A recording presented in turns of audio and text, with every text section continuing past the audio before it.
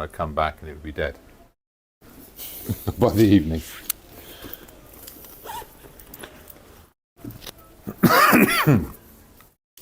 That bit of Viridian, ultramarine.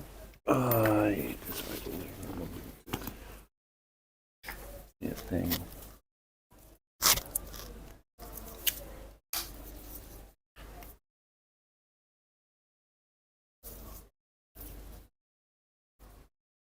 One earbud I wanted you to charge, and you didn't charge. Right. Becky, she's here.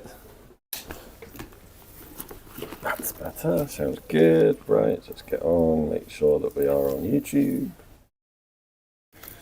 Subscriptions and James, she's live.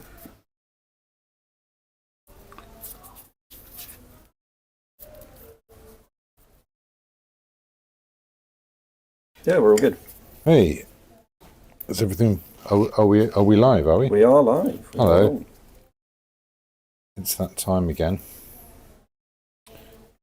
In more than one sense. It's that time again that it's Monday and the live stream's back. Not just any Monday. Not just any Monday. It's Pack Monday Fair. Woo! Otherwise known as the day last year when James found out that there were pink dolphins. Yeah. Yeah. It's a what's the word for it? So I'm not adjusted to talking just yet. Watershed moment. Yeah.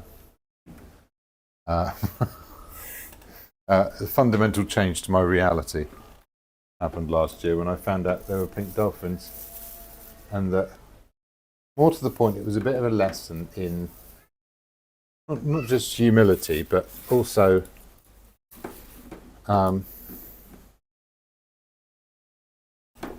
don't feel bad about not knowing there were pink dolphins and stuff like that. I don't see that as a personal failing. But more that 2 seconds before you Googled pink dolphins, out of genuine, unashamed curiosity, I had in my hands that you would ask me if there was such things as pink dolphins.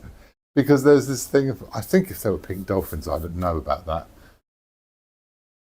So, yeah. You know what you know. So as you get older, you become more aware of your own ignorance, and so eventually you get to the point where you don't really trust yourself to know anything at all.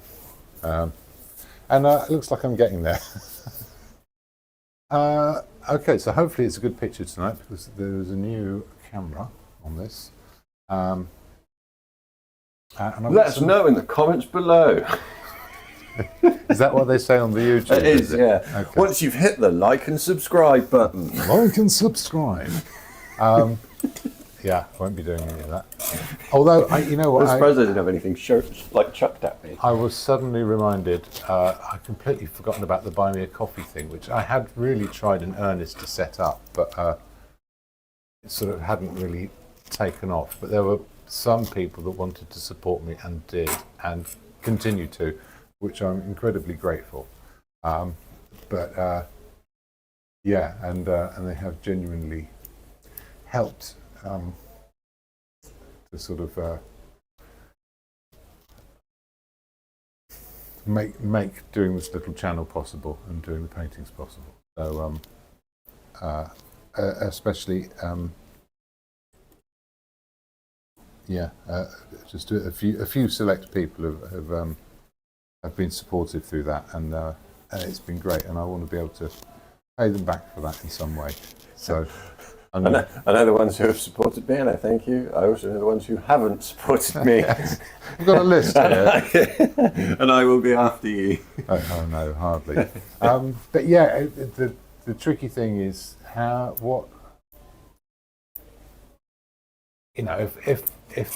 were doing chalk drawings on the street, the occasional passerby would chuck a quid in a hat, kind of thing, because they go, "That's a nice thing. I like seeing that." And it's very hard to make that happen with the digital world, where you'd have to put in your credit card details and stuff like that. That's too big a thing to do. It is, yeah. To make a small gesture of support.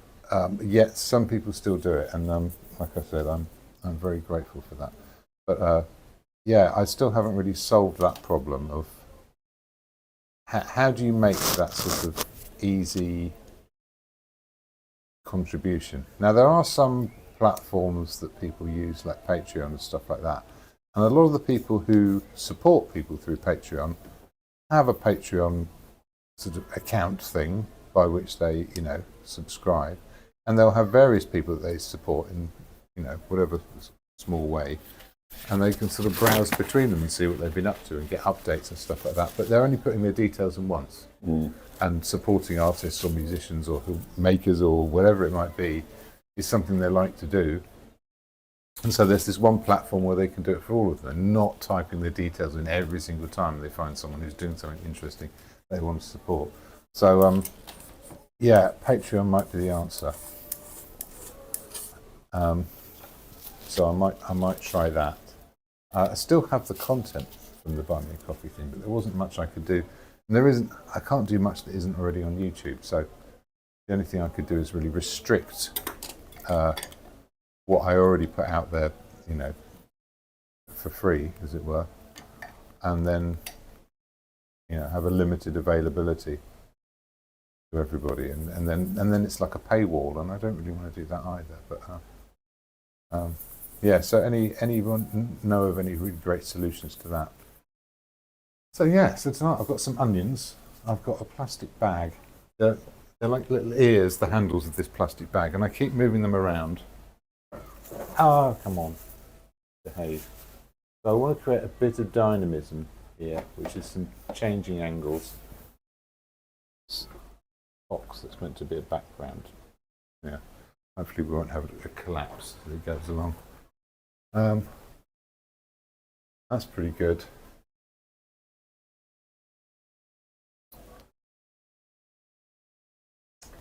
So I'm still fiddling here. And I've got an old painting which I'm going to go over the top of. So I haven't made a mistake and put it there upside down.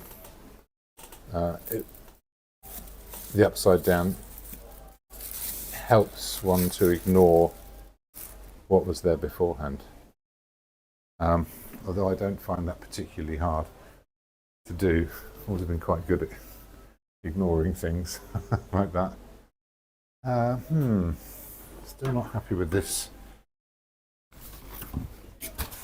So yeah, something I have been reminded of recently, going back to classes and stuff this term, is that taking the time to set something up, and especially paying attention to sort of visual cues like angles and colours and shapes of shadow and that sort of arrangement, is absolutely key.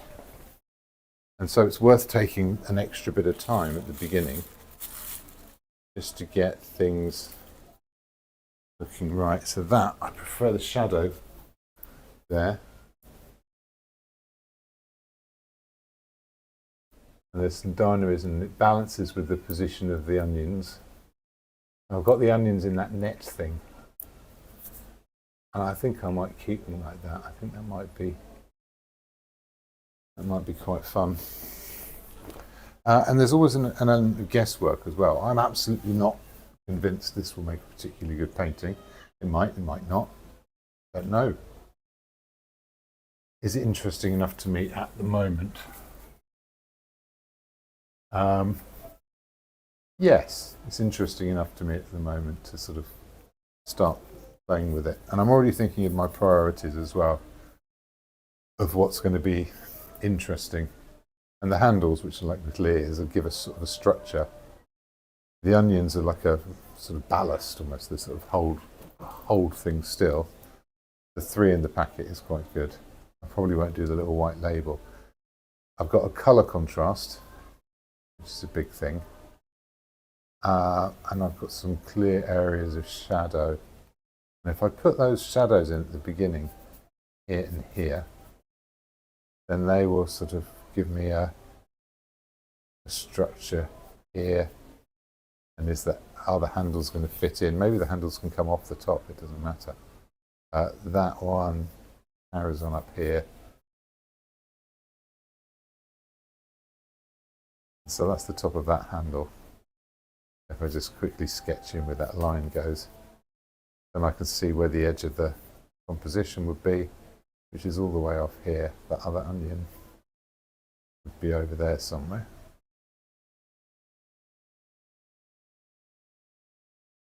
So something like this. I'm doing a bit of measuring as I go along.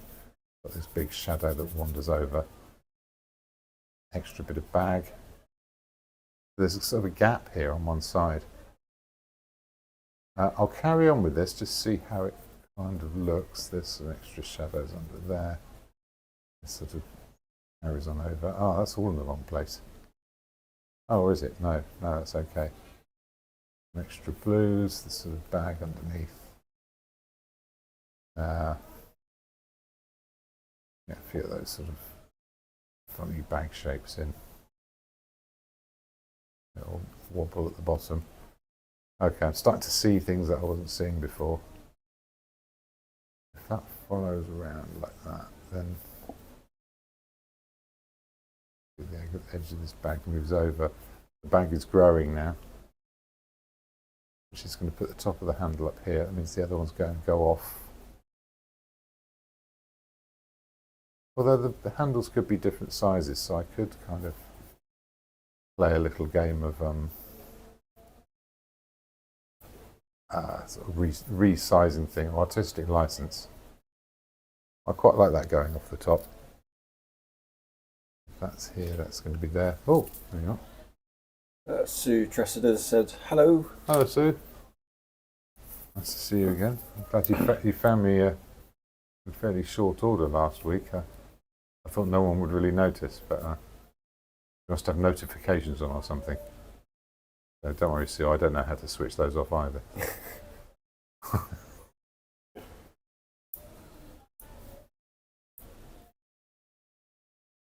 Okay, so I've kind of got a shape for my onions, a few shapes for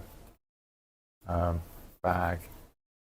I can start to see this image now a little bit. That's something around there.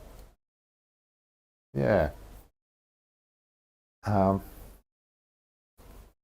I can sort of roughly guess where this image lands. Got this extra bit of space on the side. Do I move the whole thing over? Or do I put something there? Which would be interesting, wouldn't it? I think I might put something there. I think that could be fun. I don't know what yet. You know what? I'm not even going to think about it yet. Because I'm working over an old picture, actually getting a few blocking in colours is going to be kind of vital at the beginning. So I'm going to do 2 blues, 2 orangey browns, and 2 background colours, which will be that creamy yellow and a sort of a greeny version. I'll start with that.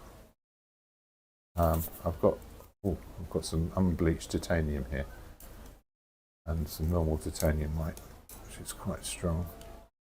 Oh, there you are. Last week's paint drying. This isn't my regular palette, so it's mostly for the live streams. Means quite frequently the paint will form a skin. The unbleached titanium gives it this it's a lightening, it's effectively a white, but it's a softer version, and I'm okay with that, just as it is. I'm going to take a little bit, just a little bit. Oh, is that too much? No, that's a good amount, and it's going to go a bit greener. I haven't mixed a proper black yet. There's a bluey black. Let's just dab a bit of that in. Oh, it's much darker than that. A bit more blue. Okay.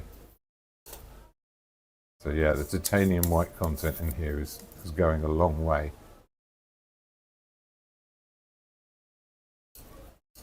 You know what, I should be using the blue from the bag colour. I'm sort of committed now. Let's put that there. Okay, so let's do the bag colours. Now, it's not like an ultramarine blue. which I can mix a fair chunk of white with that. And you can see how purpley it is. If I add, I can use Viridian. I could use a yellow to sort of steer it towards the green. That's pretty good as a version of a colour. I could even get, because the blue is such a strong dominant colour, I could even get another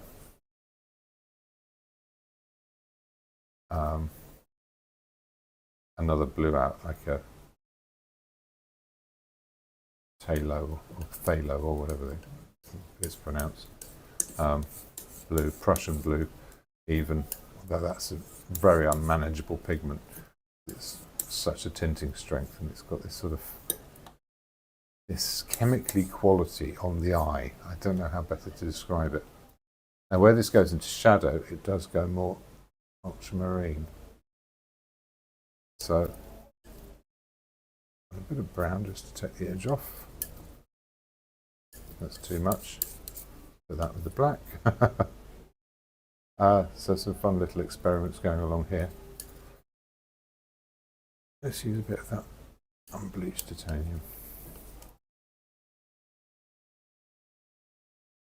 This can go a bit duller, so I can have a brighter colour to put into it.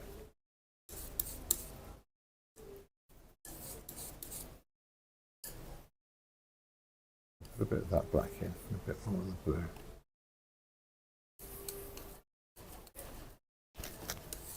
Yeah, that's a nice shadow colour. I can put stronger ultramarine onto that later on, which I probably will do.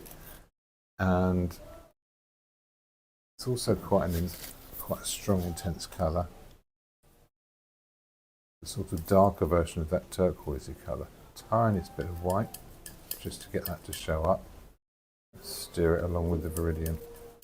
And I can't make a much brighter version than that. That's just like a mother colour for others that will come. I'll take a bit of this shadow, put it into here. Is that? That's a suitable shift. I can always add more darks to it later on. Actually, no, there is a darker version, which I'll put underneath. Got a bit of that black and a bit of that blue back. There we go. Yeah.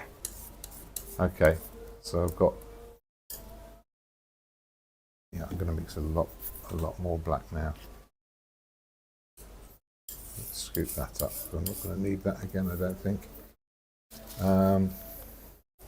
Using a burnt sienna at the moment, which is a bit different to what I normally do.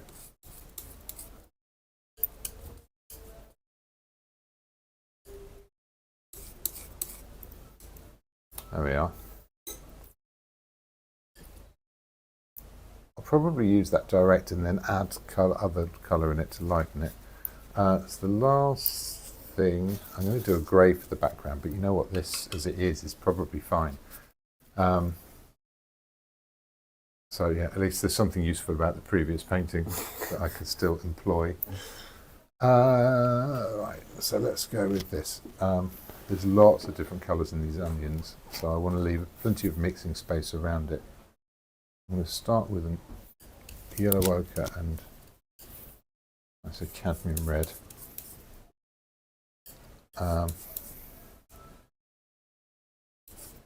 from that I can make a light version.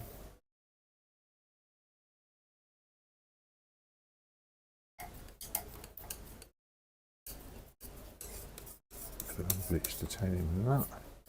These aren't going to be spot on, these colours, but they're an approach.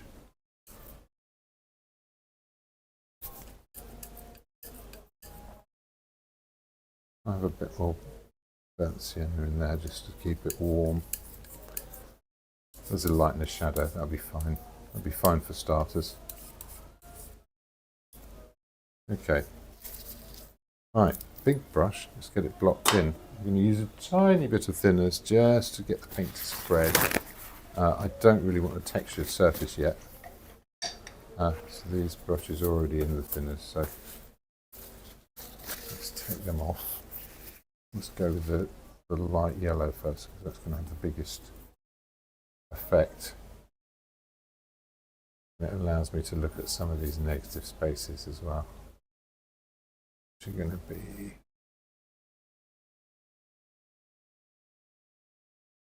there's a bit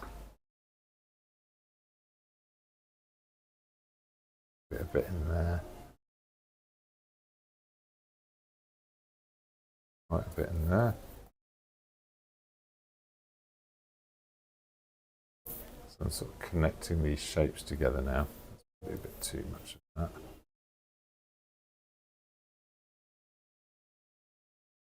More space in there.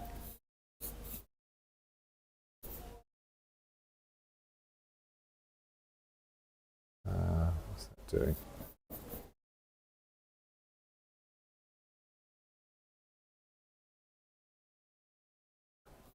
I can always come back in with this colour afterwards, so it doesn't have to be perfect.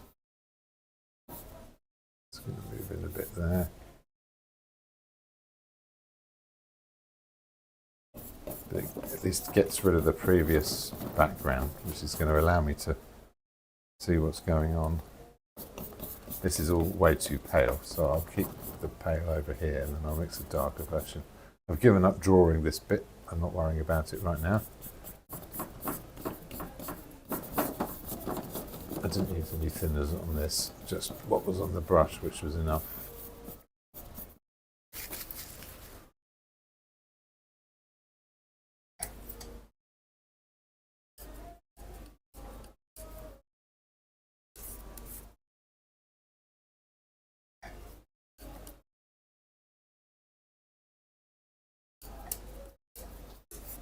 Oh, it's quite strong. Put that over here.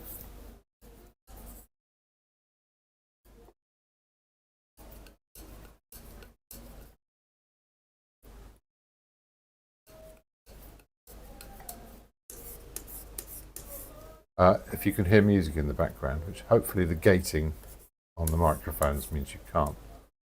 That's Abbey FM's choice of entertainment for us today, which has been of varying qualities. Not the greatest of adverts for them, is it? I don't know. You know, they're doing their thing. I suppose they're not responsible for the quality of the artists that are performing, are they? So. In a sense, if someone's going to be responsible, it should be them. They're the ones doing the booking. But I think the criteria is, you know, obviously I think they listen to, you know, people in advance and all that kind of thing. But the main questions they're asking, you know, the audition process is, are they available and are they free? And I think if you can meet those two criteria, you too could get to perform at Pack Monday Fair. So, you know, give them a shout. And remember to point out that you are available and free. I don't mean free as in available. You said you too could perform here. Yeah, they Bono could. on the edge. Yeah, yeah. Stop putting that free album on everyone's iTunes. Just actually show up somewhere. The free album, James. That was back in like 2008. Oh no, I just got a new phone. Do you know what's on there? It's still on there. It's still on there. Still gets included. Yeah, that'll be free with every Apple operating system forever, whether you like it or not.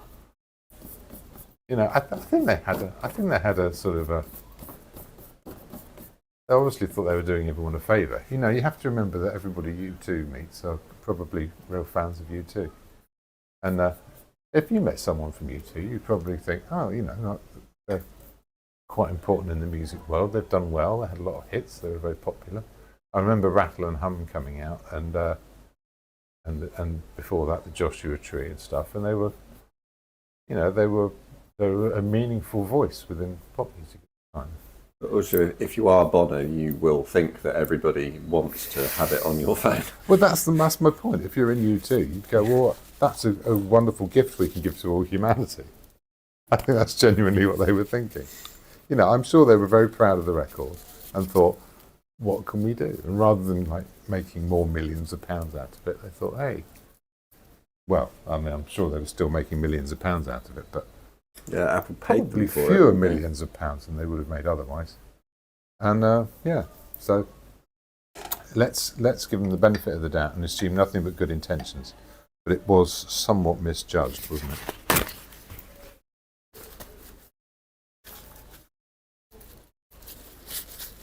Okay. These blues are bright, so maybe I want to go for something. I can also see like a reflected colour, but I do want to work towards that, I think. I'm going to start with this shadow. Put that in some of the places where it goes, like in here.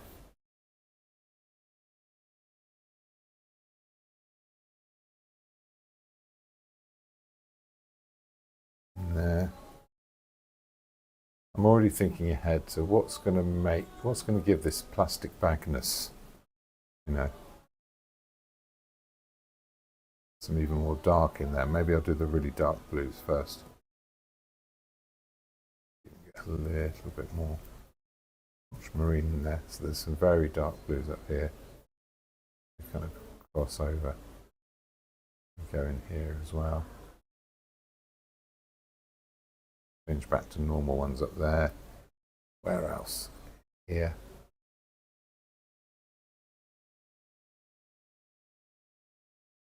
I'm doing it all lightly enough that I can put other brighter paint over the top. So I'm not doing really heavy marks. Oh, there's a bit in there, sort of. Oh yeah, so I was doing the dark one here, wasn't I? I have a question about pigment. Yes. So back in when, you know, The olden days, you could say the olden days, yeah, where people were sort of discovering that they could use certain things as colours. Yeah. Was it an artist's job to go and find things that will make colour? Or that will make paint in particular colours? I don't know how to word this question any better. You didn't really think the question through, did you, Graham? Well, I kind of did. I've been sat here for a while, but so I just thought, right, I'm going to say it and ask and get berated for it, and then hopefully find somewhere in the answer. So, was it a person's job to go and find these pigments?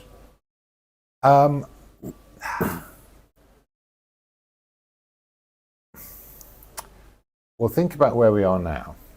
There are particular branches of big chemical firms that work on you know, sort of pigments and paints, and there's different specialisms within. Something like ICI that might make, I think they make Dulux paints, but you know, they are, you know, and there's all sorts of types of paint and ways in which paint is useful. So the priority with oil painters is pigment, but the priority with, say, steel workers is protection from oxidization. You know, there's different paint. Paint has a protective quality, but also it's an opportunity to make things look nice. For an artist, the important thing, what they're generally thinking of more than anything else, is reliability, so repeatability, permanence. So, you know, certain pigments are going to last. Yeah, some more than others, but there's a sort of a reasonable expectation of what that looks like, which is basically, you don't want your reds to just fade in a year. Mm-hmm.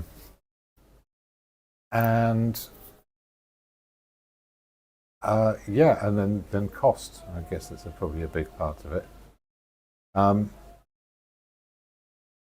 So for a different paint, for a different purpose, that would be something else. You know, so varnish is a paint really, but it doesn't contain any pigment at all. It can be clear, and it's still a useful, necessary thing. in terms of artist pigment, the very first artist pigment was chewed up berries, which were then spat out over a hand, leaving a mark behind, a shadow, basically a permanent shadow that would stain the wall of a cave or a piece of rock. And then they would start to chew up those berries and actually make different marks with them. There was charcoals from the fire, which they could probably draw and make marks with, which was possibly a form of communication. And then people who were particularly good at that were then sort of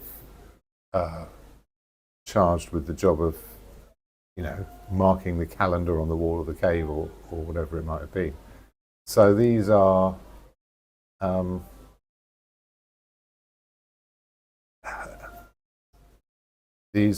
processes. So I'm being distracted by someone playing Angels by Robbie Williams. Yeah, just hate that so much. And I'm calm. Deep breaths. Yeah, so if you think that's the first pigment, it's like if I chew up these berries and spit them over my hand, it stains the wall a different colour. And then you can mash them up with a pestle and mortar, or a couple of rocks, and then you've got a paint. And then you could find different ways of applying that paint in order to make pictures. And then there might be certain substances that harden and produce a sort of protective, protective layer. So shellac and things like that, which is made from beetles, would have been candidates for that. I don't know how people discovered those, but all of these were just sort of practical things that people used to do various things. And shellac was made to do lots of things. It was used as a varnish. It was used to make early records. So that's and yeah, I'm sure anybody who's into this stuff could name 1,000 ways it's been used over the centuries. So the whole thing of pigment as a tool for artists would have developed more as for a long time. A lot of pigments were byproducts of other things that artists would then use because they were practical, so they served that purpose. And a lot of the stories about pigment usually move around particularly difficult colours. So purples and blues, because they don't occur naturally in nature very often, are quite rare, therefore hard to get hold of, therefore quite expensive. And so the Romans had a thing called Tyrian purple, which is made out of a kind of microscopic sea snail, as far as I understand. Is anyone chiming in about this yet? Not yet. Oh, there you are. I'm sure people know more about this than me, so do correct me as you go along. Yeah, and those pigments would produce colours that couldn't be made any other way. Earth colours, which are basically various types of brown, were quite easy to find. So you could get a very yellowy brown, and you could get a very reddy brown, and you could get quite neutral browns as well. And all of these did a perfectly good job of describing most of the things that people could see, because there weren't very bright colours in the world.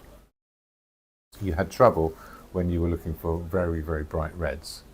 So reds tend to be quite fugitive. The naturally occurring chemicals that make them also tend to break down quite easily.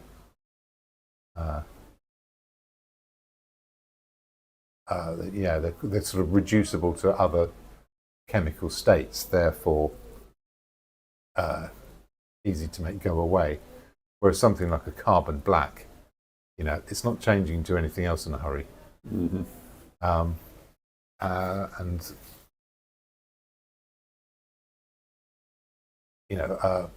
So iron oxide was a very common pigment, basically rust. The iron has oxidized, it's not doing anything after that, it's not changing into anything else. So that was a Um, that was sort of how things worked with pigment, and then sort of when we might think of as more civilized times, so then there would be artisans who specialized in particular things, and they'd have particular stuff that they used. But it was the same pigments for a long time. A lot of it was to do with where you were in the world. So, yeah, there was a massive trade in, from the Renaissance onwards, and before then even, in things like spices and salt and, really useful things. Not so much in pigments. No one would pay that much for them, So that was never really much of a thing. It was more that they were byproducts of other industrial processes, I guess. Even pre-industry, those processes existed. So white was always lead white for the longest time.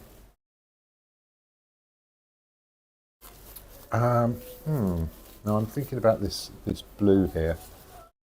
I'm going to go ahead and put some of this light blue in and see what it does. I'm not 100% convinced about it, but I can... Oh God, someone go out. Kick that man. We know what everyone wants to hear is... Oh God.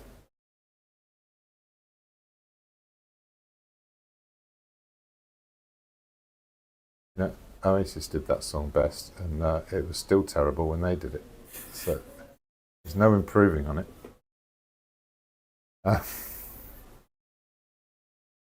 Okay, so it's the language of the bag is the important thing here, rather than... here we are. There's this strong blue somewhere in between, so I'm finding this now. It's going to go in here. Yeah. A bit more like it. Where else can that go in here? Am I happy with that? Not quite, but something.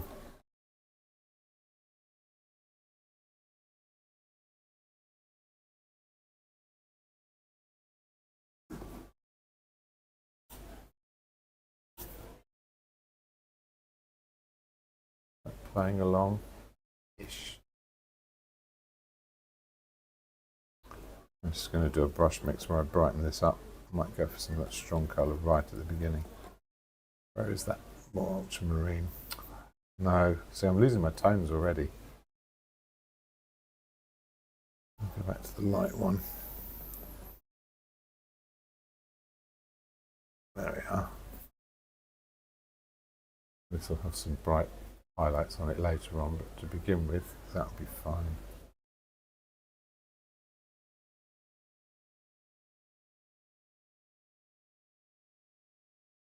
I'm seeing the right contrasts in the right places.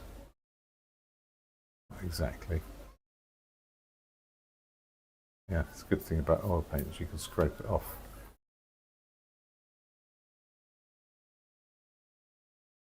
Darker down here.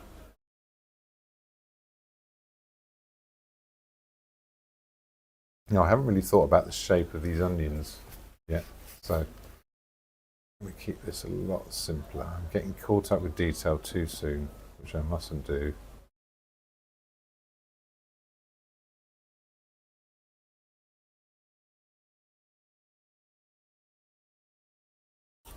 Greener and darker.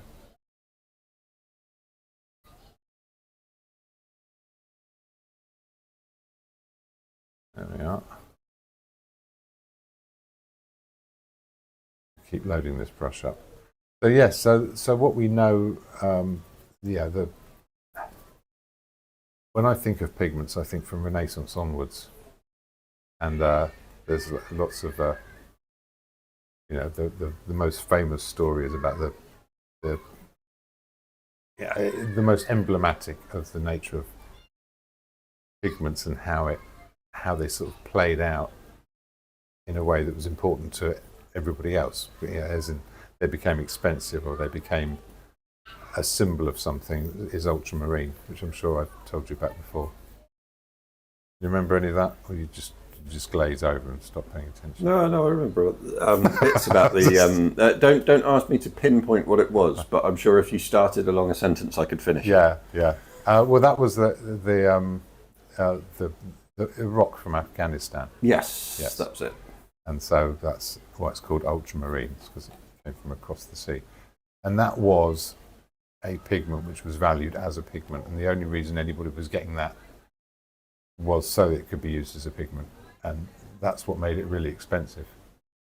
I'm sure if people valued art more, there would probably be more expensive pigments, but you had to be a fairly important artist with a fairly wealthy patron to be, for people to be making special dispensations for you to use particular expensive colours that were hard to come by. Because most things could be done with earth colours. If you wanted a strong red, a good quality iron oxide would make things pretty much as red as they would be in the real world. Didn't have any really super powerful red dyes, so it was only became tricky when it did become about status, and so you'd have a portrait of the Pope. Well, he's all dyed with Tyrian purple, isn't he? And bejeweled with these bright colours that only exist in certain places, and you've got to paint it with all your browns. It's not going to play. So there was a bit of a trade-off there. And who was making these paints? Because an artist obviously had to buy them. No, they would buy pigment. Okay. And the pigment would be, like I said, often sort of materials that were used by lots of different people for lots of different things. So it's not the painter that's going out and finding the pigment. And eventually there would have been sort of people that like lackeys that went out for them. Well, no, I mean that's the thing. I know painters would get hold of stuff. It's a bit like if you invented some new thing to do with carpentry and building things out of wood, right? And you'd go to the same place everyone else goes to get bits of wood, the same place that they go to make sell people wood for building sheds out of, and you'd use that. Right? There wouldn't have to be this sort of particular odd thing that Graham's invented that needs its own supplier. If that thing then became really popular, it might be that had its own supplier, and that's kind of what's happened with paints and pigments. Does that make sense? So it wasn't until late 19th century that you could get paint in a tube, that it was packaged up ready. So before that, painters would mix their own paint with the ingredients, with the refined oil and whatever else, and I guess was another hard thing to come by at that particular time. Well, no, that's the thing. So the refined oil would be really useful. It'd be used in lots of things, especially oiling wood and that kind of thing. So and you'd oil wood, and then the oil would oxidize and harden over time, and certain oils were better than others, and carpenters would be, and all the people making things out of wood would be experimenting with those over generations until eventually there was this sort of common knowledge to draw on.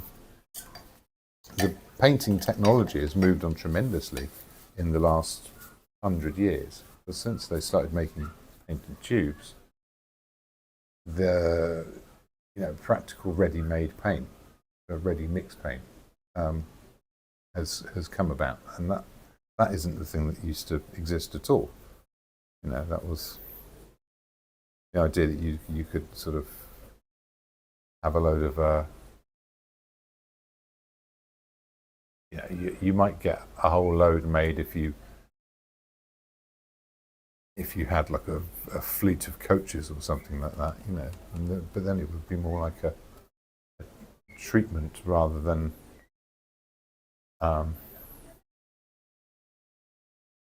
sort of an artistic statement, if you like. So there's some interesting things about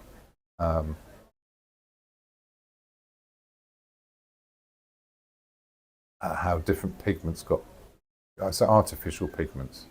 Purple was a big one. I think it was mauve. Mauve was an accidental invention by a chemist who sort of saw the potential and acted on it. He was trying to do something else completely. I don't remember the whole story, but it might be worth looking up.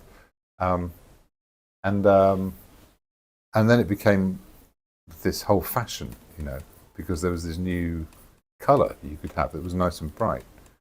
And bright colours were expensive and hard to come by, which is why, the Roman emperors and then their successors in the Roman Catholic Church liked all the Tyrian purple, It was horrendously expensive as a thing.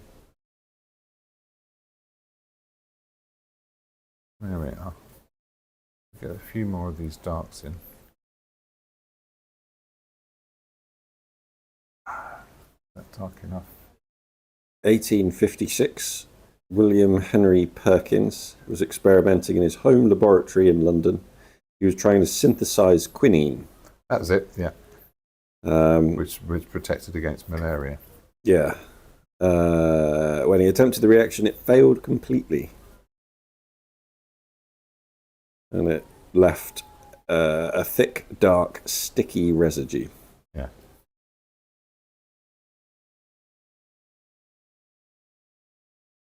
I don't know if the word mauve existed before then. I presume it probably did, but does it say about that? Did he invent the word mauve to name the colour? He patented his discovery and began producing the dye commercially. He called it aniline purple. Okay.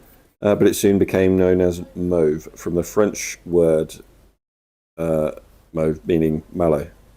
Right, okay. A light purple flower. Right, there you go.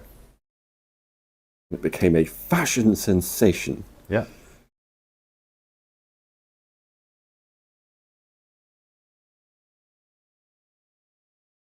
I can imagine you strutting around in your new mauve duds like a fancy dandy. What thing you'd do? The strutting happens at home. Right.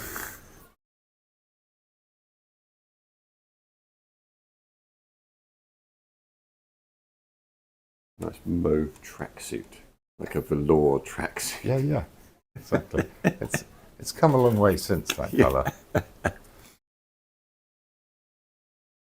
Okay, I'm already finding my little sort of satellite colours for my onions.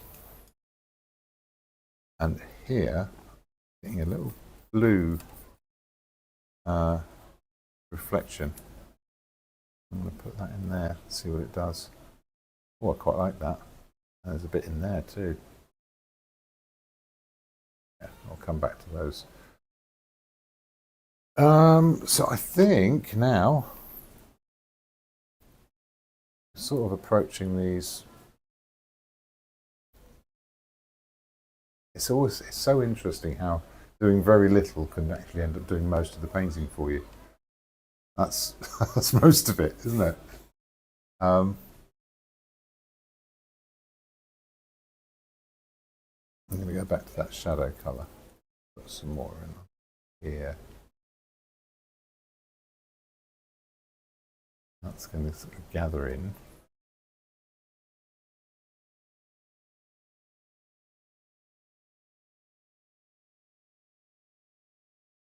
Going to give me some shadows to go there.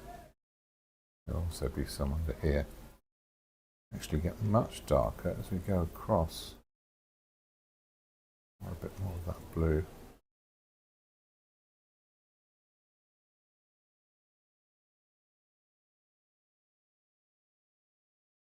There we are.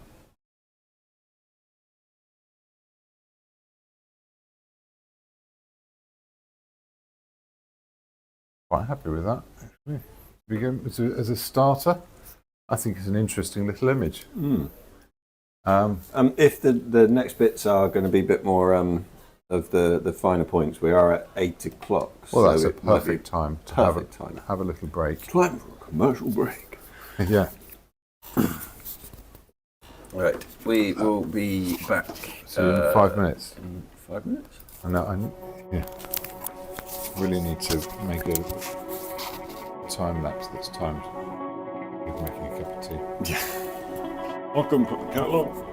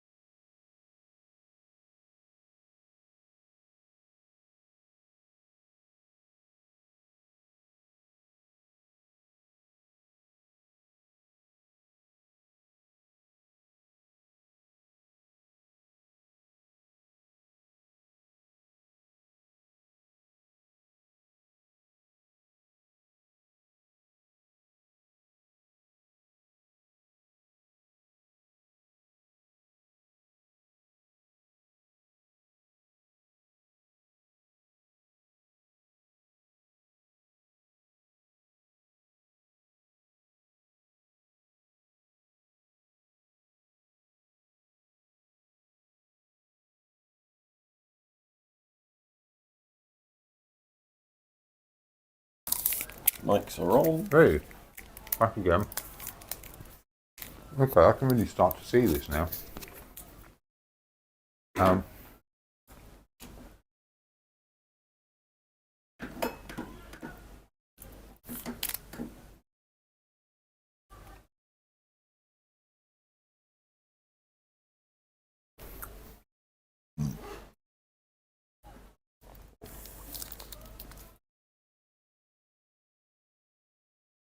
Now, I've never been one for fads or for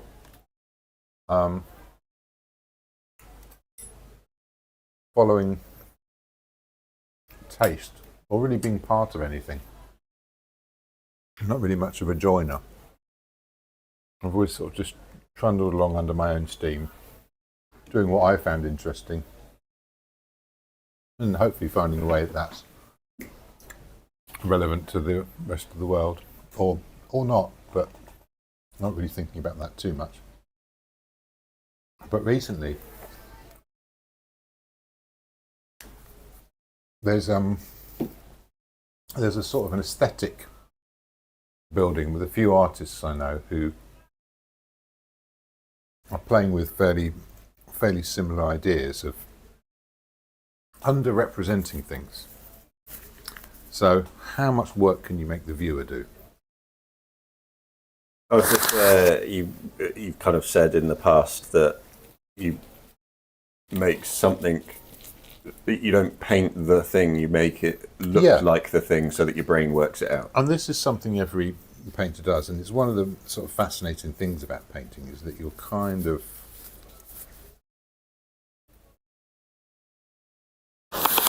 how would I put it? You are selecting visual stimulus that will conjure an experience without spelling everything out, and that's something I think most painters subscribe to. And some of the best paintings, or widely accepted the best paintings, when you get up close, you realise all the things you thought you saw aren't really there. It was just an impression, and your brain filled it in. So you think you can see someone's fingernails, but you can't. It's just a highlight or just a slight change of colour or something like that. And there's enough information there for you to sort of experience that thing. And this is something excuse me. Sorry. Every painter plays around with.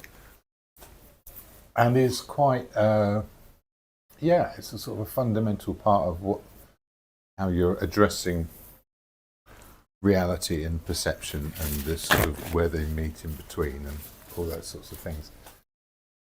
I've always quite liked to over-explain things. It's something I quite enjoy doing, and I've become reluctantly fascinated with this thing of how little can you paint, and if you're limited to only a few things, then what you do has to have this extra sort of level of accuracy and meaningfulness, if that word is now.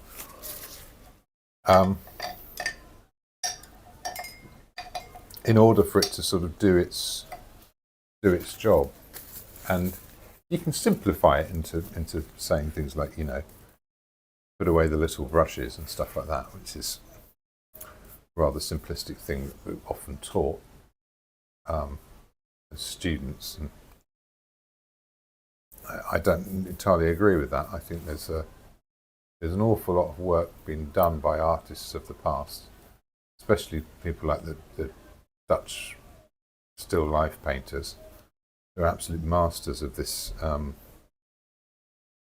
this sort of replication of reality that went beyond just an image. It was also a quality of, how would you put it, a surface, sort of the presence of an object, its existence, of how powerful it was that it was actually there in the world, and to try and recreate that in some form is a fascinating thing. So here I'm looking at some of these rather peeled bits of the onion and the sort of the crack in the skin.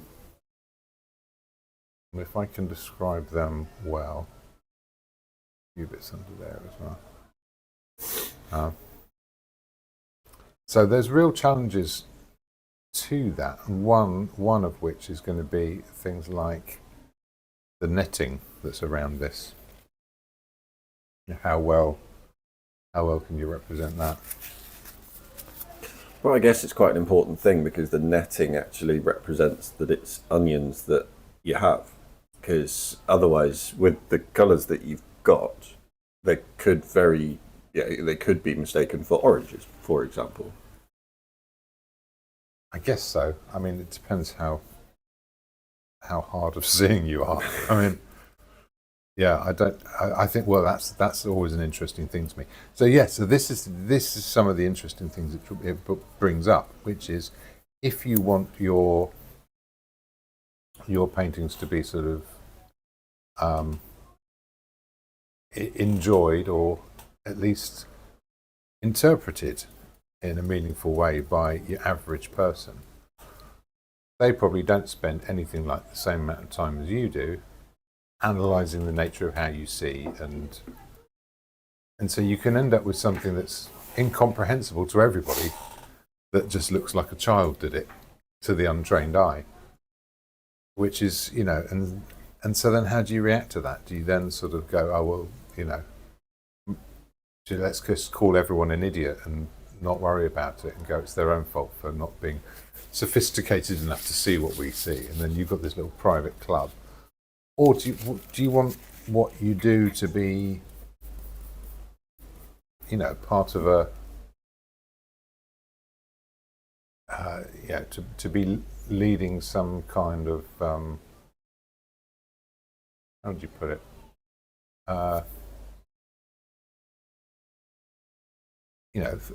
Thought conversation, an exchange of ideas or something like that. I don't know. It's a real puzzle, because a part of me wants to communicate, and in terms of I like that there's a simple bit of my own brain that can look at this, not in terms of how clever or insightful it is, but just how it is as an experience. And yeah, there's a certain point where you go, well, if you want this complete accuracy, just take a photo. But I see paintings doing all sorts of things that a photo can't, and I quite like the experience of trying to explain these things to my own brain, going, well, how do I recreate the visual sensation of an onion and all those complexities of the way the skin reflects and all that kind of stuff, just by moving some paint around. And so there's this little voice saying, oh, stop painting early on and just put in a few sort of blobs and try and make those few blobs do all the talking. But there's a limit to what a few blobs can do, and I'm never quite satisfied with it. And yet, on the flip side of that, every time I finish a painting, I've lost something. I've lost something that was there earlier on, and now it's gone. And I find that quite frustrating. Right, I'm going to go into what I find fascinating. Sorry, carry on. Cut you off. Yeah. Your painting, you're more important. What were you saying? Oh, I was just saying I'm about to launch into trying to describe some of this netting now. That's going to have to be darker and probably have a bit of oil in it. So yeah, sorry, yeah. So where were you? I find it fascinating that the painting that you're doing is because it is what you are seeing, but not only that, it's the skill set that you have to create that painting.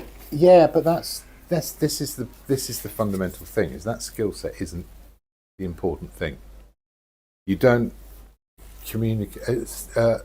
Skill, technique, whatever you want to call it, is a barrier you overcome in order to be able to do the thing you want to do. It's not an end in itself, because it doesn't say anything, it doesn't mean anything to anyone. So, you know, the best musician isn't the person who can play the fastest, unless the music they want to play and what they want to hear and what they want to express requires this extraordinary fast technique. So, you know, if you wanted to play some very elaborate music, you know, I mean, it's hard to tell what's difficult and what's easy from listening to it with an instrument. So, but you know, to most people's ear, something like Vivaldi, you know, the Four Seasons, it's got these very fast arpeggio runs in it and stuff like that. You need a certain level of technique to play them cleanly and well. But the technique isn't what you're listening to. What you're listening to is a music that's written and developed to try to express a feeling, you know, in this case of a sort of a seasonal mood. And its success or failure isn't based on how good someone is at their arpeggios. But if someone's really bad at their arpeggios and they attempt to play it, the music never gets a chance to get through because they haven't overcome that technique barrier. Do you know what I mean? And so, and I think often the time this is skill and art are conflated, and they are not the same thing. One is frequently required in order to achieve the other, simply because, you know, I could have wonderful music in my head, but if I can only sort of play it by quacking my armpit, people aren't going to hear what's in my head. They're going to hear a rather clumsy and obscure version of it, and this is the issue I've got with this approach to painting, is that actually, if you got some musicians together and you said, here's like a funny clown horn from a car, play me some Beethoven, then if that musician really knew that Beethoven, all they had was this funny little horn, they could go, and the other musicians would go, yeah, well, that's the opening of the fifth. But there's probably far more sophisticated things they could do, and everyone else would be going, I'm just hearing a random car horn. And the musicians are going, actually, second movement of the Eroica bit, you know, whatever. And then, you know, and so in a sense, you can end up just communicating with other people who sort of have the language, if you like. And I don't know if that's the point to me, or just with yourself, you know, which I think there is something to be said for that. You know, there is a point when you're learning this stuff where the only person you've got to entertain is yourself. You know, nobody else cares. You're not original or good enough to make a difference to anything. So it's just between you and your own mind and sense of satisfaction and search for something you find interesting. I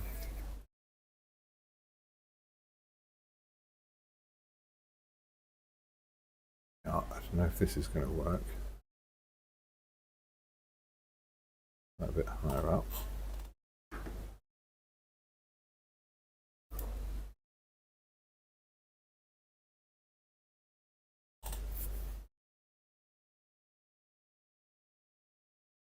And keep loading that brush. I haven't got a lot of oil on this.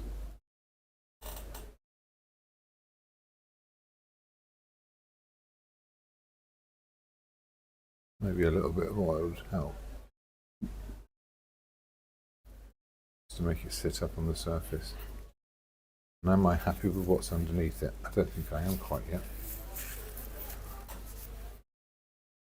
Okay, I've got this yellowy light from the background. I'm going to borrow some more of that. In fact, let's put it this side. And yeah, so yeah, it's an interesting little battle I'm in at the moment. This little quandary about do I want to please that version of myself that thinks there's something really interesting at the early stages of the painting, and have everyone else go, I don't even know what it is anymore? Or do I sort of, how much do you value that communication? And there's all sorts of pitfalls to that as well. You can end up just sort of playing to the gallery, if you know what I mean, because approval seems important, and probably shouldn't.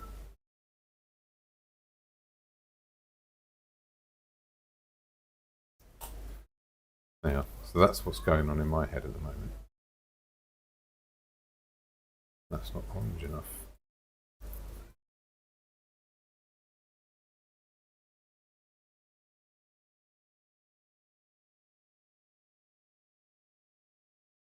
I've just got a monkey on a bike hitting a cymbal on mine.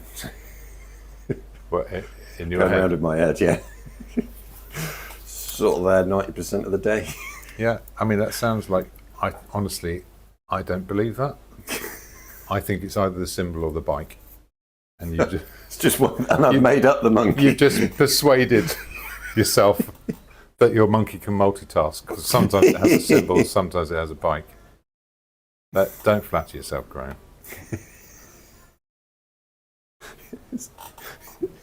It's a monkey, a bike, or a symbol. Choose one. Yeah. No, we're all that person, I think. I've got this red that goes round, but there's also this shadow colour, which is rather interesting. I feel like maybe I'll get a different brush on this. A smaller brush, but not a tiny brush. One I can get a blade on. I'm going to go into this brown here. This is a bit of mixing on the surface, but there's definitely a few sort of lines that travel down.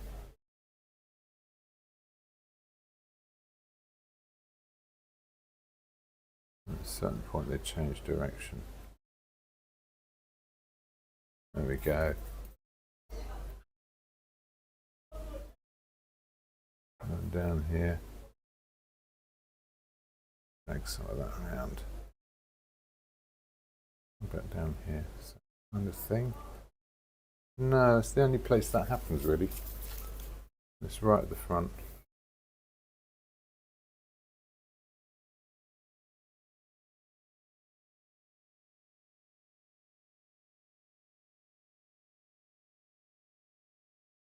Oh, hang on, not sure about that. Nah, I'm getting confused between two different things.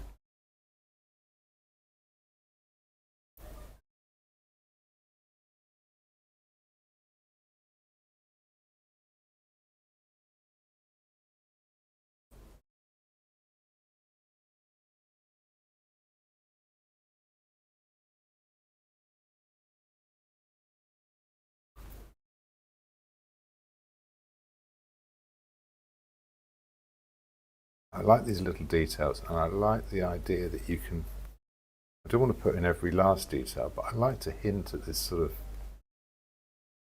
that the closer you get to it, the more you can see of the detail you expect to see. If you got right up to these onions, they're in this sort of net, and you'd want to see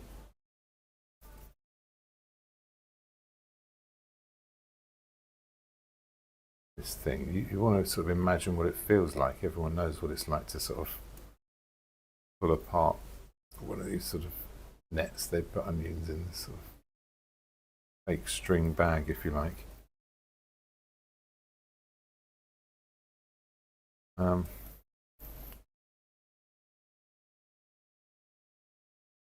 Need to be loads.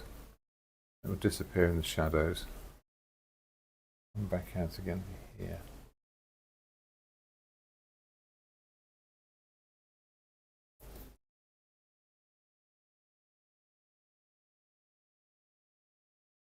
Little hints.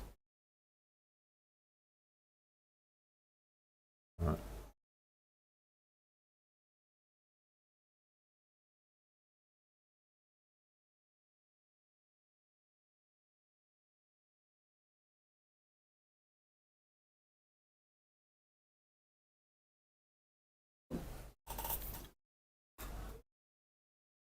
This band's a bit better, aren't they?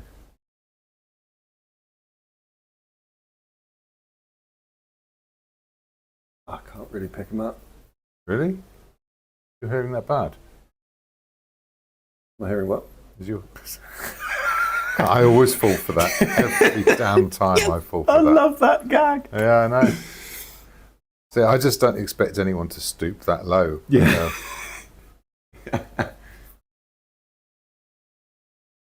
Obviously, I underestimate. Yeah. You can't hear the music? Yeah, I pulled my. Oh, you had your today, earphones so- in, right? Yes. So this video might get shut down by ABBA's lawyers.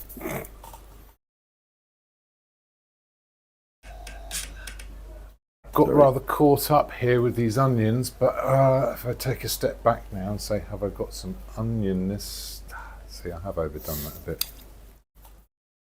I've still got the paint underneath, so I can sort of break into that a little bit. No. That could be spatula time, couldn't it? Yeah.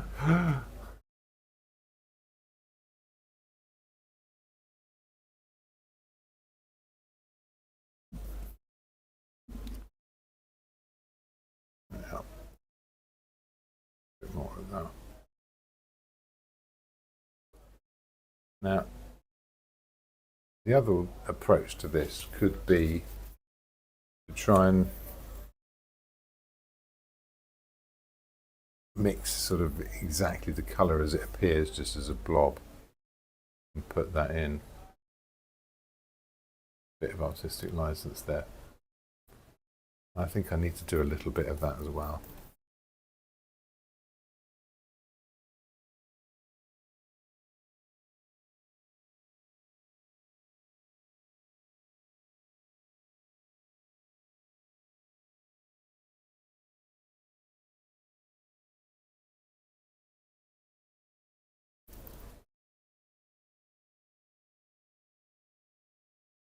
Well, I've got some lines that need to cross over.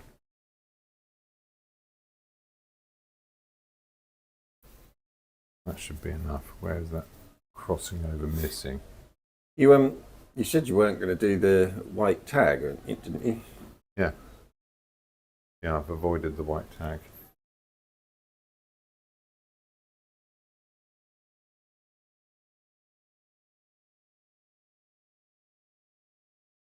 There's this interesting little patterns made by where those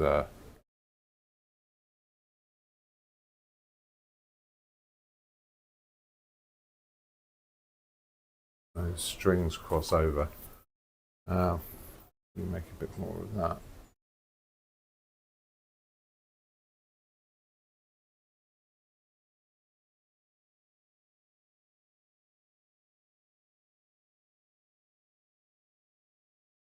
Very interesting thing happening here as well.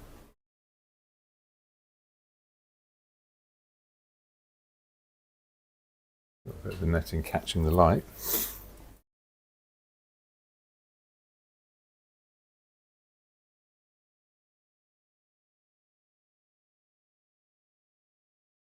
A little bit in there as well. If I go all the way to the bright light, this here, and put a few of those bits in here. So I've sort of jumped ahead. Oh, that's too much.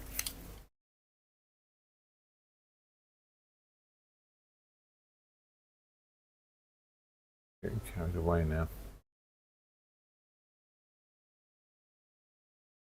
Okay, now there's some onions there. Once the blue is updated for the bag, this is going to be quite interesting. Then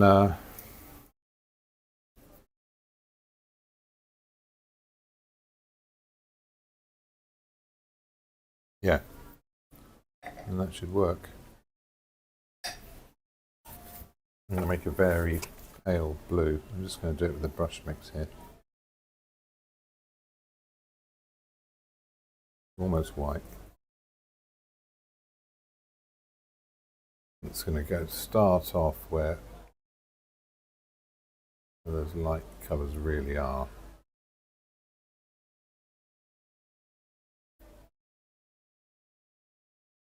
Here.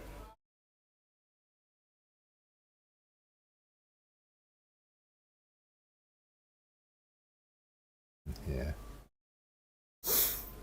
The wrinkliness of the bag is going to be dependent on these things being done right.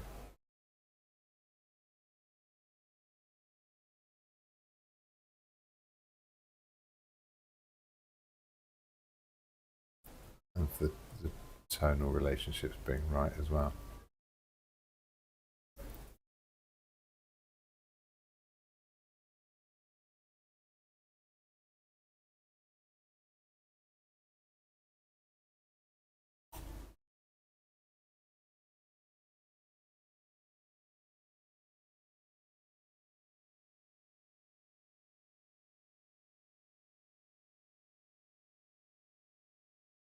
No, that's not quite right. Where else? Yeah.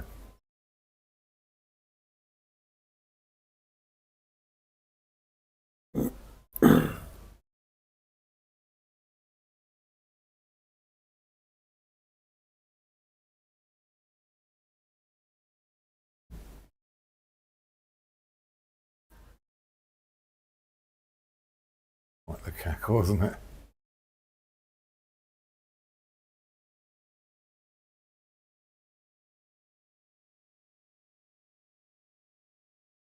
Okay.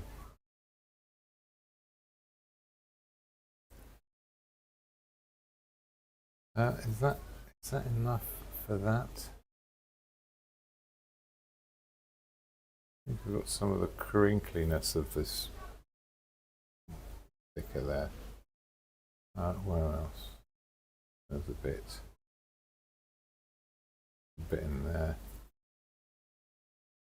Now as this starts to mix in on the surface, I'm losing the very brightest elements of it, but that's good because that enables me to put in some other more subtle lights and come back to the bright highlights later. But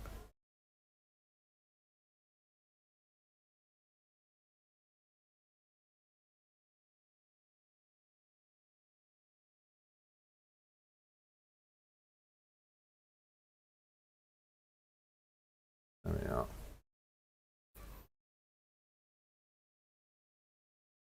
That bit there.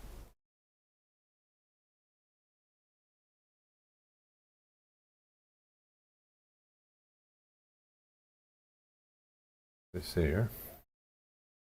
Okay. We go to the brighter colour now, but it's a lighter version of it. Still just doing brush mixes. That's going to go there. Where else is it? A few bits here.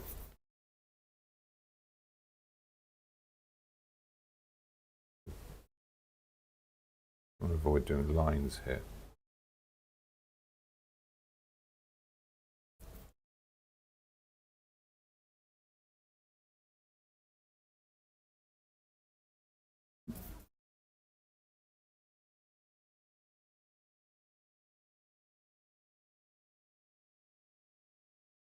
Okay. Slightly stronger colour. Make some of these shapes that go in here.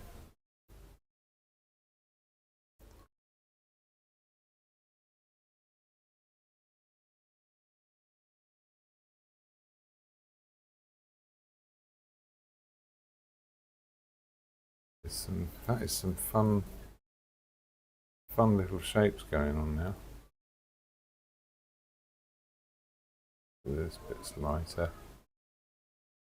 There's this bit along here. I'm actually working down from the highlights now.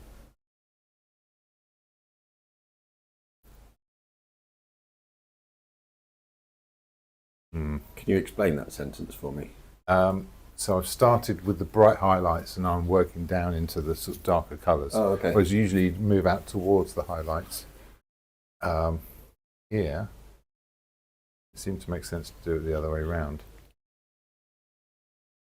I'm going to go back in, so there's going to be a few extra darks, so I can turn up this contrast as I go.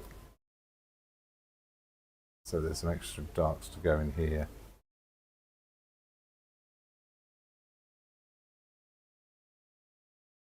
Yeah.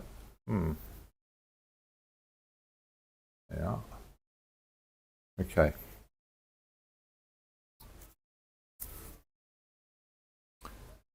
This is where I might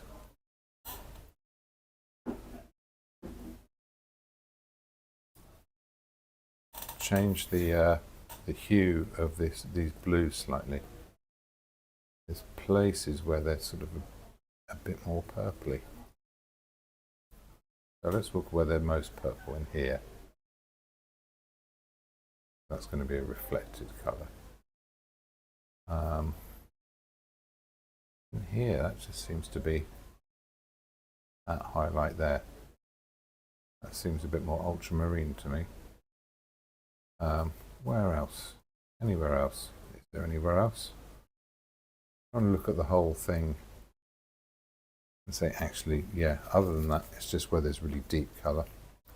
So I've got this dark on the brush. I'm just going to mix an ultramarine here. Where it gets much darker, like in here.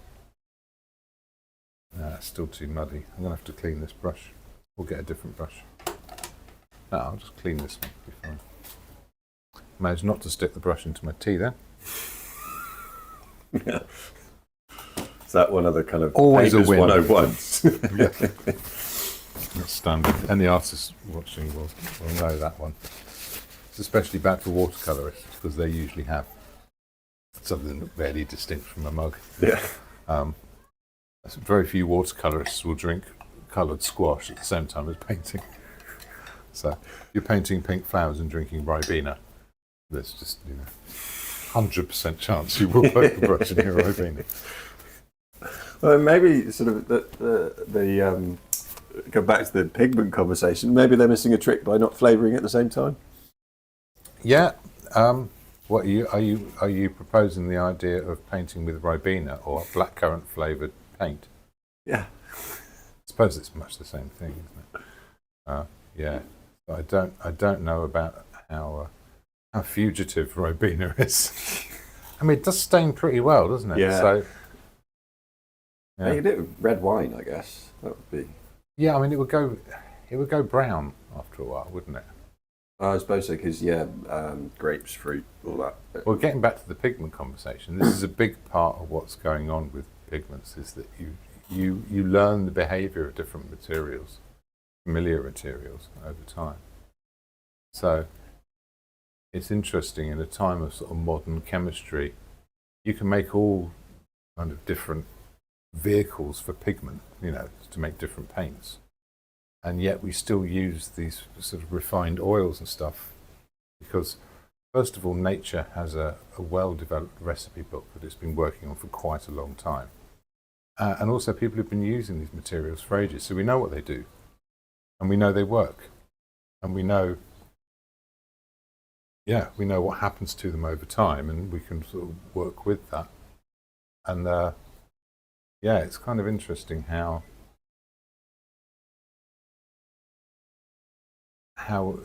all manner of new inventions. Acrylic paints are a new invention using polymers. Amazing. And artists have always embraced that and tried using them and stuff. But there's a certain lack of trust. And you end up. What ends up happening is those things try to mimic what already exists because that's what they're adjusted to. Nobody wants to have to go away and learn an entirely new process. Some people do, and they're the ones that sort of push the boundaries and push the art forms and stuff forwards. I guess there's the similar standpoint of anything, like any new technology that comes in, is that there are people that don't want to adapt to it, or they, And frequently new technology is unnecessary. Sometimes it's just sort of change for its own sake. But if the previous thing keeps working, you know, I mean, they can 3D print a house now with a sort of giant cement mixer and an incredible pump and a tube, and yet people know that if you build a house out of bricks, it's not really any more effort, and they've been doing that for ages, and those houses are still here. And you know, if you think about how one generation learns from the previous one, well, those things that the previous generation made have to continue to exist in order for the next generation to learn from them. So there's this sort of natural selection going on there as well. And so that's happened with pigments too, to a degree. There's pigments that people used, and you know, a couple of generations along, they still look great. And so they'll go, I'll use some more of that. That seems to work pretty well. And that's the end of that thought process. You know, you don't have to go into any more than that. Okay, a bit more green in here. Darken that. I don't want to overwork this. I'll come back in with the highlights at the end. Extra greeny blue in here. And underneath there, this colour is super intense. So maybe I'll just go all the way with this green.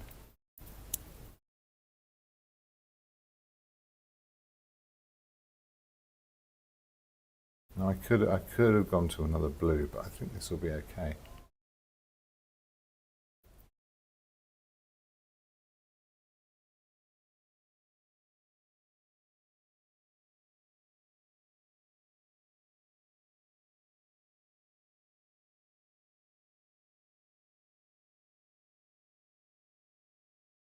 Where's that blue most intense? Let's put those in now.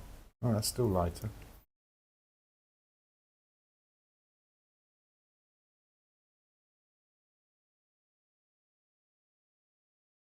There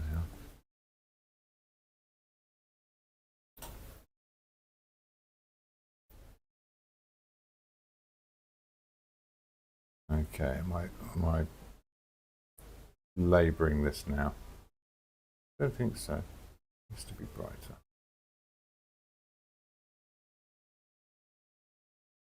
Mix a really dark colour here, the green and the blue, and use it for that. This. Bit of that there.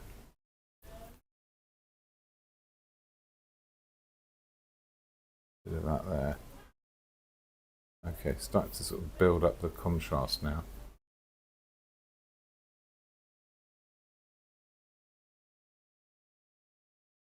Some light coming through from the other side.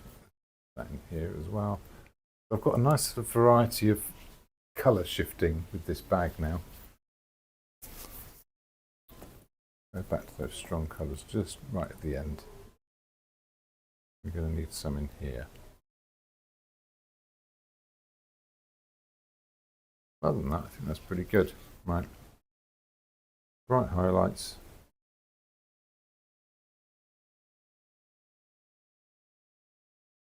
That's some. Dashes in there. Make sure this paint's mixed up properly so I don't get lazy and leave streaks all over the place.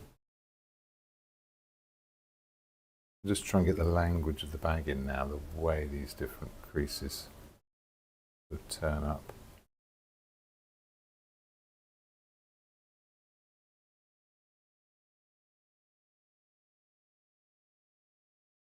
I think if I'm ever remembered for anything painting-wise, it'd probably be my ability with bags.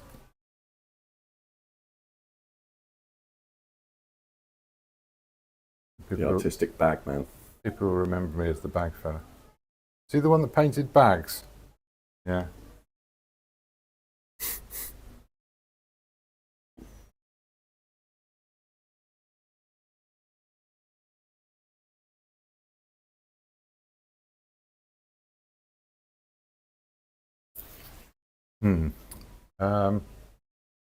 Last things, there's a few little shadows and shapes that need doing.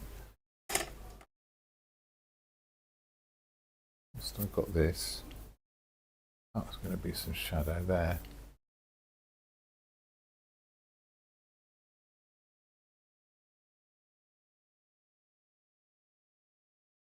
I want it to be a bit brown on the inside. There's this green colour which goes in here. Not dark enough.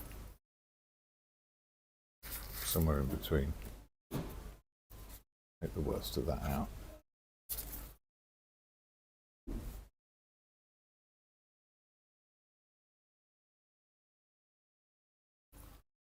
It's because of the blue travelling through. I said I should wait until I could put blue into that shadow there.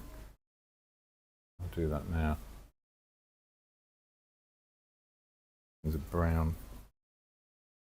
Sort of introduce that into it. Good.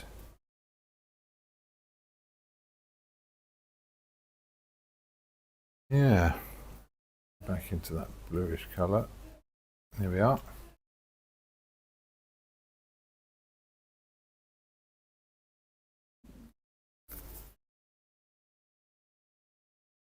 I think I've got the brightest little reflective specular highlights in now. I'm going to make one last little pass with a more yellowy light, just to put in a few bits just where they're needed, where it is truly reflected colour.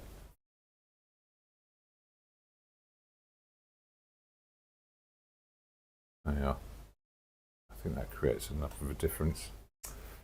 Yeah, if I fiddle with this any more, I will start to negatively affect it too much, probably.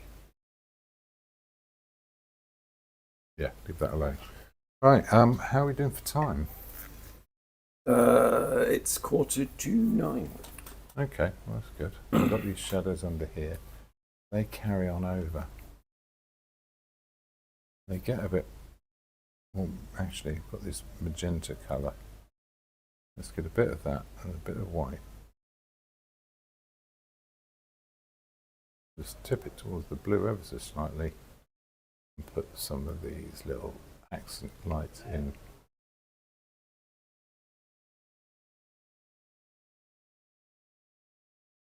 You can do the same thing there.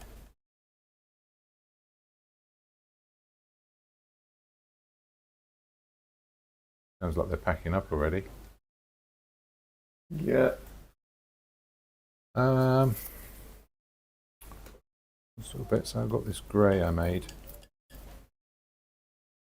little bit of white in that. See what it does. Too red. Last bit of blue. I'm pretty much used up all my blue now. I don't want to have to get the paints out again, so I guess that's my colour there. I always find it really interesting at the end of one of your paintings and just looking at the palette and seeing what's been created, different tones. There's a bit of history in it, isn't there? There's a minute that I said about that, the camera went off. Yeah. Standard. Thanks for that.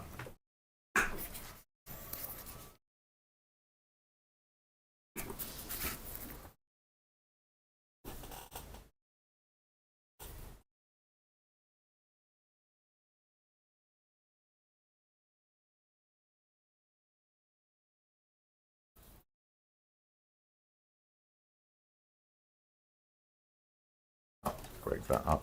It's amazing the difference that the phone camera has made. Yeah, really good, aren't they?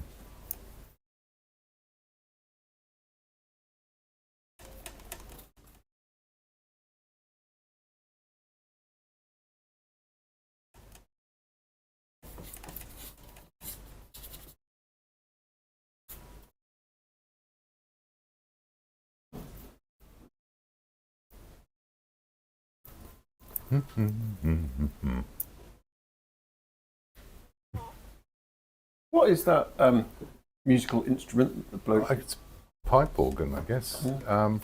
Yeah, he turns a handle, it blows air through the reeds, and there's a drum that turns the keys that let air go through different pipes, and those pipes play a note.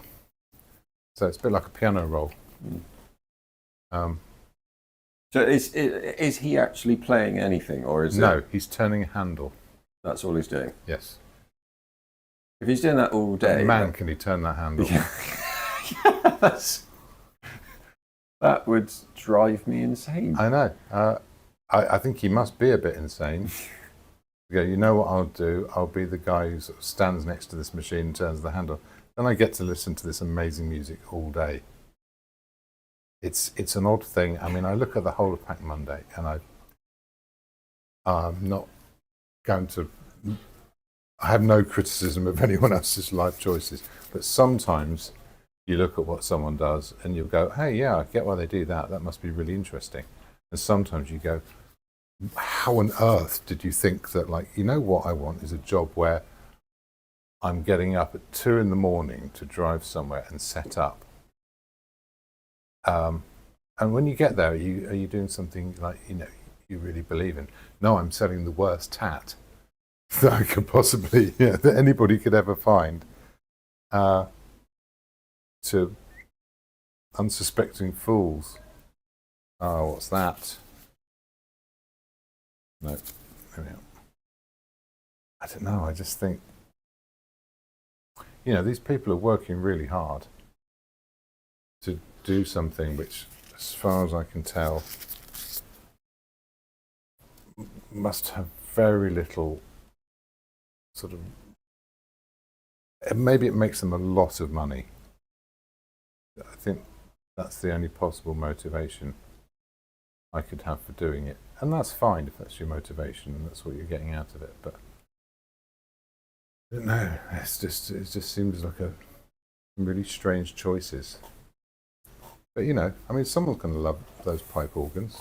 He's obviously the guy that went, you know what, I'm going to buy one of those things. I like him so much. And he's really happy to stand next to it and turn the handle. And, perhaps, it's brought me some joy today.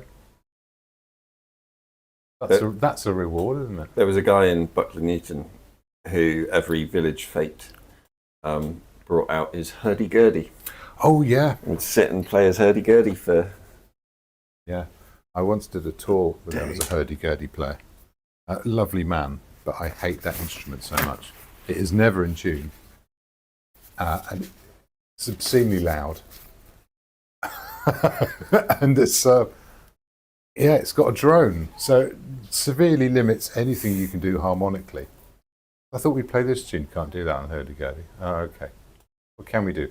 Anything that works over.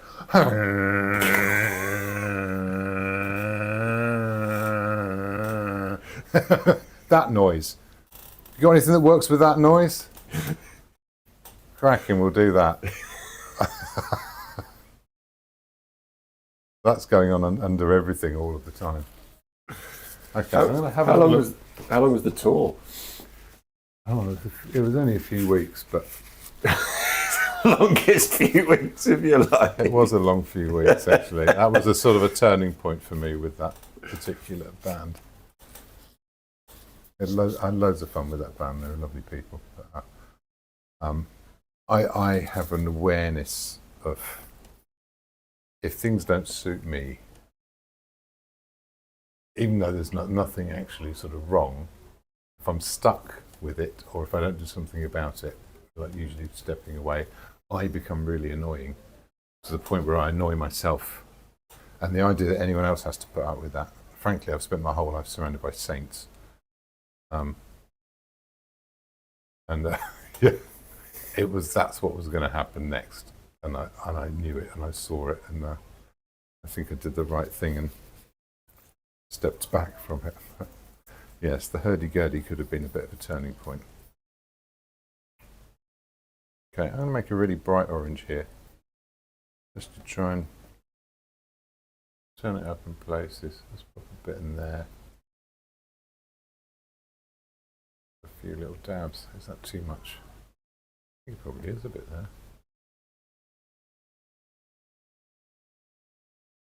Put it down here.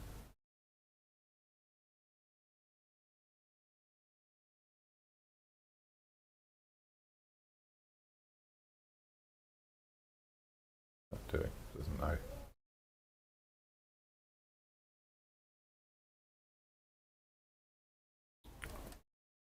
There we go. Gotcha. Oh, have you finally caught that fly? I did. Like the Karate Kid, aren't you? Right, I do my best. I don't know what to do with them now. Set him free outside. Good job.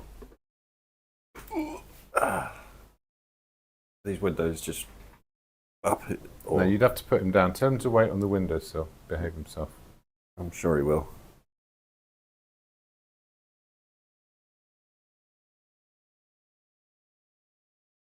I'm definitely overworking this now.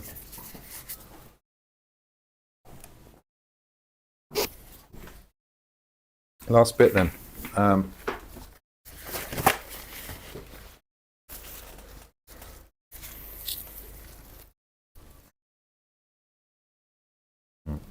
Bit of that. Can't even see the colour anymore. There we are. That'll do it.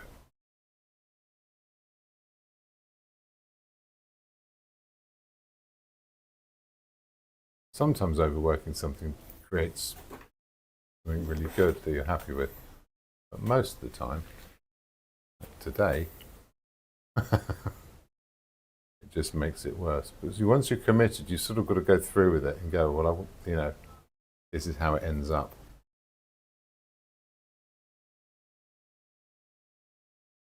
No, this isn't definitely not going to be rescued by overworking it.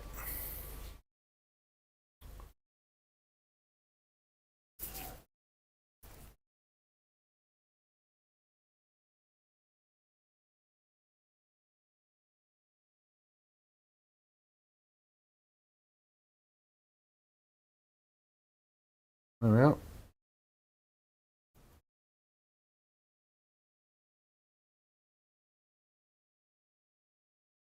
Did you quite like the pipe organ, Graham? No. Oh. You wouldn't like one installed in your room, like as a gift? No, I'm all good. I'm all good. Thank you, though. I do appreciate the thought. How could it be a nice surprise, like, in changing rooms where they do up someone's house and they come back? I think that's terrible. Yeah, we've got your pipe organ. We've wired it directly to the mains, so it will never switch on. Every time you turn a light on.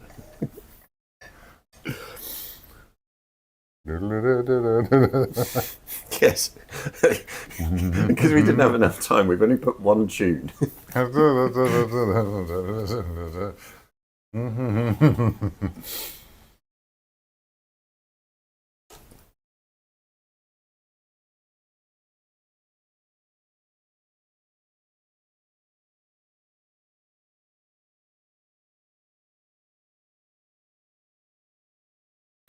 Well, I definitely overworked that one.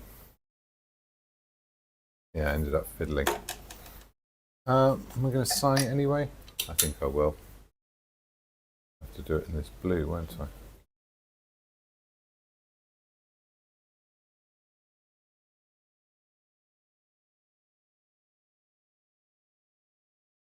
There you are. Well, it was painted over an old canvas, and I think one day the same will probably happen to this. Oh God, that's awful. I just stepped back from it, and now I've realised how bad it is. Well, I can talk through where this got away. If we go to the, let me just change camera. I've been doing it too diligently to. It was definitely more oniony earlier. So are we on the? Yeah, you're just on the camera now, so you can go zoom in as much as you like. Okay. Right. So if we get right in there, there's my onions, and they're sort of. That one's okay in its netting. That one sort of got away. The contrast on the bag, I'm not entirely happy with. I like the shadows best. Also, I did need to put something here for the composition. I didn't come up with anything. It's probably a bit late now. I could just do more bag. But yeah, they look like coconuts or something. Well, what a horrible disaster. Thanks for joining me and sharing in my shame.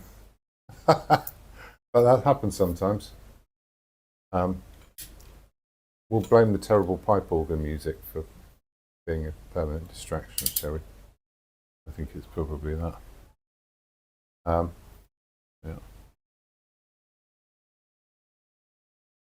Oh, hang on.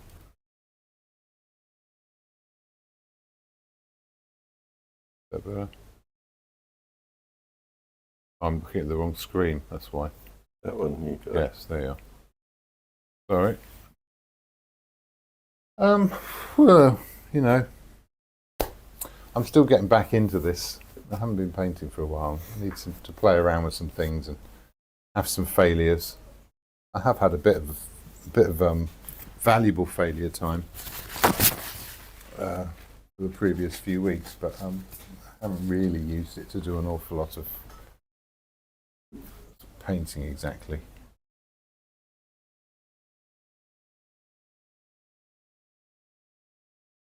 A few of those bits and pieces into here, see if it helps it.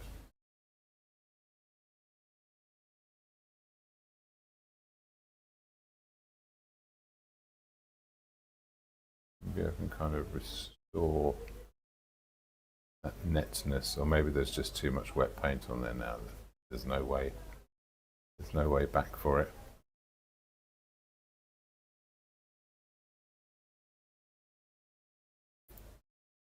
Yeah, I'll probably do. Oh well. Win some, you lose some.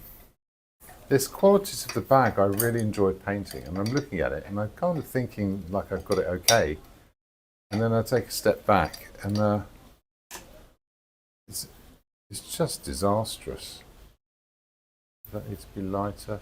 Maybe a few bits here. Well, you know, that actually I quite enjoyed painting it, and it's a nice reminder that there's more fun to be had painting plastic bags until I figure out how that works. Probably harder than flowers, actually. Which is, you know, probably why there's more pictures of flowers than there are plastic bags. Anyway, well, there you are. That's a nice, neat 2 hours. Yeah, they do. They look like coconuts.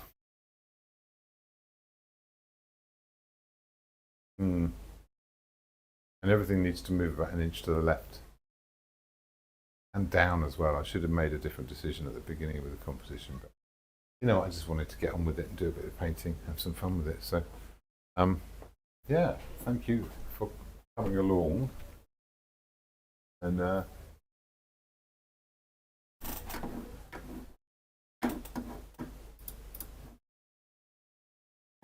how close you got here then?